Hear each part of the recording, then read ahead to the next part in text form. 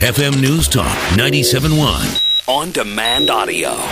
Ladies and gentlemen, in the studio with us, Mr. Dave Spence, the next governor of the state of Missouri. What's going on, brother? How you doing, Jamie? Nice to see you. Happy to be here. Hey, I love your ads, man. They're great.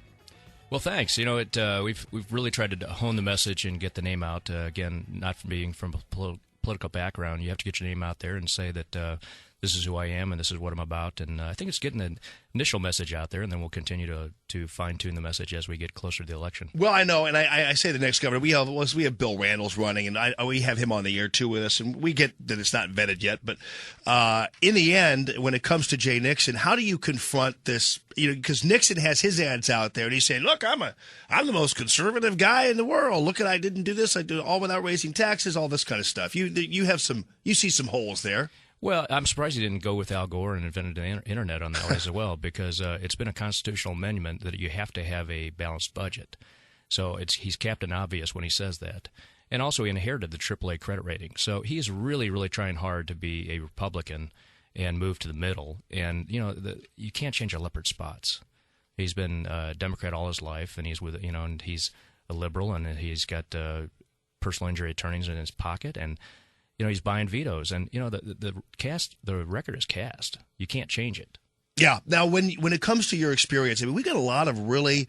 I noticed that even when it comes to the Senate race with John Brunner, who's in the race now, we have a lot of guys who have done great, very successful business people who are now running for public office. I don't know why you guys are doing that, but sometimes I wonder. But keep your money. Doing it. I mean, but anyway, who are very successful business people who are now transferring that, and it's a perfect time, especially when everybody is so focused on the economy, and a guy like you who actually can say, "I created jobs, I created my own personal economy, I created a business." I mean, that's pretty cool stuff.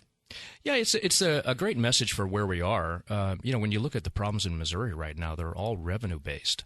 We're fighting over whether we should give aid to the blind or cut education or whatever, and that's the symptom. The cure is more taxpayers, and the only way we're going to get more taxpayers is get more people working and get businesses thriving. And, that's something I have experience in. I didn't have to learn it. That's something I've been living all my life. And, you look at that and you say, what are the system we have in place, the good old boy system, the status quo, is not working. When you look around St. Louis, let's just concentrate that, you see more real estate signs for lease, for sale. You hear about people's homes being foreclosed upon. Everybody has a heartache story of some friend or relative. And, I think we're in denial of how bad it is. But when you look at Missouri, we've taken in over $4 billion, billion, in the last 3 years, stimulus funds in our state. So Jay Nixon's been living a lie of how healthy our state is. But that's over. And now we've got the stark realities of budget cuts and trying to everybody wants a bigger piece of a smaller pie called the Missouri revenue. So now if you were to take office, what would you do? What would be one of the first things you'd do? Well, first of all, I'd hire competent people to run the divisions of the government instead of the crony system. And, who actually have done the jobs, have been in ag or been in Department of Revenue or people like that actually know what they're doing. And I think I'd also go out and make sure that all Missouri businesses are happy first and foremost. And one of the best things we can do is workman's comp reform, employment discrimination reform. Those two things were the top two agenda items in the Missouri Chamber of Commerce, and they were vetoed by Jay Nixon right before St. Patty's Day. And it was bought and paid for by the plaintiffs' attorneys. And then there's about 7 or 8 issues. We need to go to loser pay court reform. We need to look at how we do things, burdensome regulations within our state government. There's no reason we should have to wait 6 months for a permit of something that was just permitted yesterday.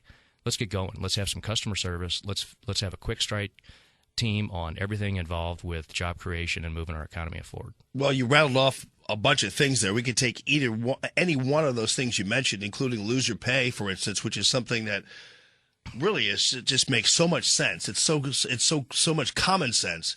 And you take any one of those things you mentioned, and you've already kind of goosed the economy just by instituting one of them. Absolutely. And here's a real simple common sense 101 deal. Why don't we educate our Missouri businesses, whether it be one person or 5,000 employees, and find out what we're paying for unemployment compensation and for people not working, and educate them and start buying from each other. That's something we should be doing right now. I don't need to get elected for that. That's just common sense to me. If you're I don't know, Emerson Electric, or you're anywhere, company in town or in state. Let's buy from each other. ConAgra, ADM, all these different businesses that are across the state. Let's start looking around. And let's say you have a supplier in New Jersey, and with diesel fuel where it is, have them move here, and open up next door. Now, I guess I want to take Rob's call because I think you'll be interested in what he has to say. Hey, Rob, what's going on, buddy? Yeah, good morning. I just wanted to say that there's no way that you could be elected in the state of Missouri because you're too common sense, and we don't hire people that make sense in this state. So, yeah, I mean that's the thing. We listen to guys, and thanks, Rob. We listen to guys. Was Rob like, a relative or what? Yeah, well, no, Rob is actually. I know Rob's voice because he's a longtime listener to the show, and he's a smart guy. And it's true. People listen to you like going, isn't it strange to think there's no way he can get elected? He makes too much sense. Well, it's funny. I think I just came up with a new slogan: "Common sense, Spence." How about that? There you go, man. There you go. Clearly, your involvement. I mean, there are other ways to. I mean, you could like buy a new car, or you could take a cruise, or something. There's other ways to make yourself happier. You know what I'm saying? But you decided to immerse yourself in politics after being years in the world of business. Is this out of frustration, or what is it? Yeah, I think it a little bit. I started looking at, as you kind of go in the back nine of life, as they say, I started looking at Missouri and St. Louis and our surroundings through my kids' eyes. I have 4 kids, 14 to 20.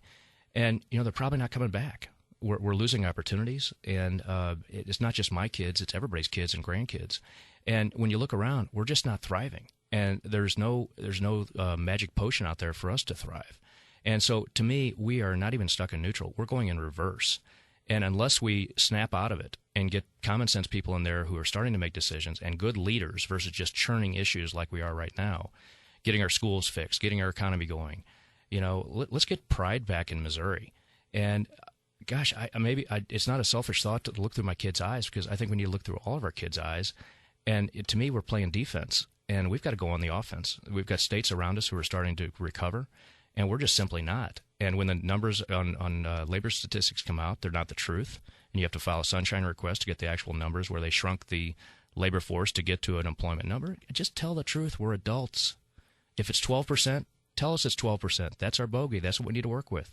SpenceForGovernor.com. Dave Spence, thanks for coming in. Last time we had you actually in the studio, I just made an off-the-cuff prediction. I said, or supposition that Dave at one time in his life drove a Nova. Like, that's the kind of car he had in high school. That was and that's weird. Exactly the kind of car he had in high school. That was, Jamie, I got to tell you, that was psychic. I don't know, man. You should have gone to play the lottery that day, but I did have a brown Nova 350, and it was a good car. Indestructible, really those bronze Novas. Man, my goodness. It was cool. That was my pride and joy in high school. As indestructible as they are, I don't see any on the street anymore. I can't figure that out, but still.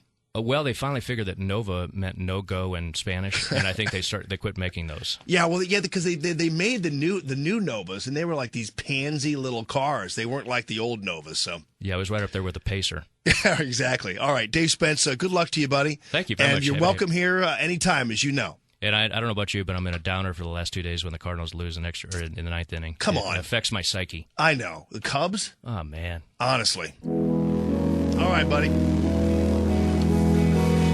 SpenceForGovernor.com. Allman in the morning. Common Sense Radio. All right, we come back. We'll lighten up a little bit with this. Pizza Hut has a new pizza for you. I'm sorry, for you, Denise. I can't wait to try it. Uh-huh.